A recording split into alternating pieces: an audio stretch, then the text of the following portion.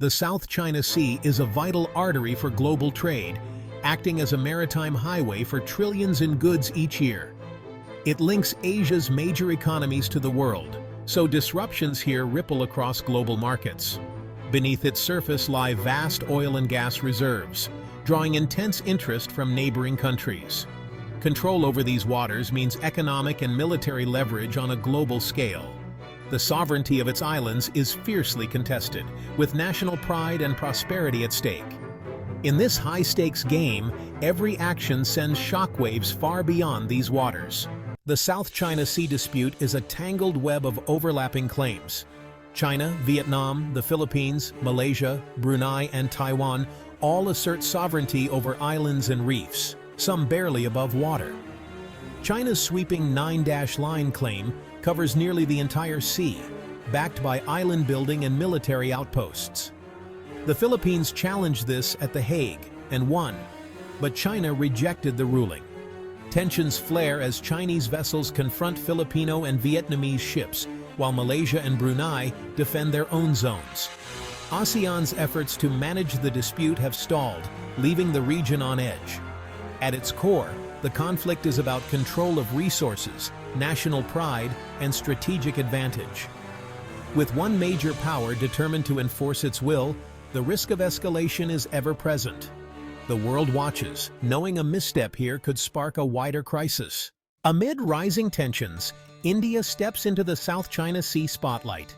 Partnering with the Philippines, India links Indian and Pacific security. The Philippines' purchase of India's BrahMos missiles marks a turning point. Together, they're building a network for a free and open Indo-Pacific. Indian and Philippine warships sail together in their first joint patrol, a show of presence and solidarity. Through maneuvers and drills, trust and interoperability grow between the crews. Their voyage asserts freedom of navigation, challenging exclusive claims.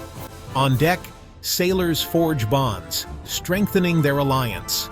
More than two ships, it's a statement of shared commitment to a rules-based order. The world is watching as two democracies chart a new course together. India's decision to join the patrol is rooted in its own interests. Much of India's trade passes through the South China Sea, making its stability vital. India's Act East policy now includes robust security partnerships, not just economic ties. By joining the patrol, India proves itself a credible security provider in the Indo-Pacific. There's a strategic angle too. India's presence signals to China that actions in one region have consequences in another. This move diversifies India's options and adds leverage in its complex relationship with Beijing. India seeks a multipolar Asia, not one dominated by a single power. By partnering with ASEAN nations, India helps build a resilient regional architecture. The patrol is about preventing conflict through balance, not provoking it. India's involvement marks its shift from observer to active participant in shaping Asia's future. The India-Philippines patrol sends ripples across the Indo-Pacific. With India joining freedom of navigation operations, the effort is no longer just a Western initiative. Southeast Asian nations like Vietnam and Malaysia may be inspired to seek similar partnerships. This could lead to more multilateral exercises and greater ASEAN solidarity. The patrol aligns with the Quad's vision of a rules-based order, showing real action behind strategic talk. But new military activity raises the risk of miscalculation and tension. The region's security landscape is becoming more complex and interconnected. Careful diplomacy is needed to prevent incidents from spiraling out of control. The patrol brings new opportunities for cooperation and new challenges to manage. The Indo-Pacific's future will be shaped by how nations respond to these shifting tides. China's response to the joint patrol was swift and stern. Beijing condemned the move, warning against foreign interference in its claimed waters. Chinese ships are likely shadowing the Indian and Philippine vessels, signaling displeasure. The US, Japan, and Australia welcomed the patrol as a step toward regional stability.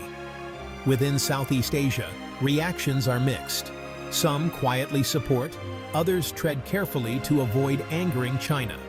Smaller nations must balance upholding international law with maintaining ties to their powerful neighbor. The patrol highlights the region's delicate balancing act amid great power rivalry. Every action is scrutinized, and restraint is crucial to avoid escalation.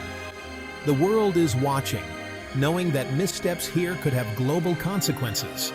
The patrol is a test of both resolve and diplomacy in Asia's most contested waters. The India-Philippines patrol marks a new chapter in Asian security. The region is moving from a US-China standoff to a more multipolar order. India's active role adds a fresh dimension to the balance of power. The goal isn't confrontation, but stability through cooperation and respect for international rules. If managed well, these partnerships could foster a more peaceful, rules-based Indo-Pacific. But increased military activity also raises the risk of miscalculation and arms races. The challenge is to deter aggression while keeping dialogue open. This patrol is a symbol of changing times, nations shaping their own destinies. The Indo-Pacific is now the world's strategic center of gravity. As Indian and Philippine ships sail together, they chart a hopeful course for peace and collaboration in Asia.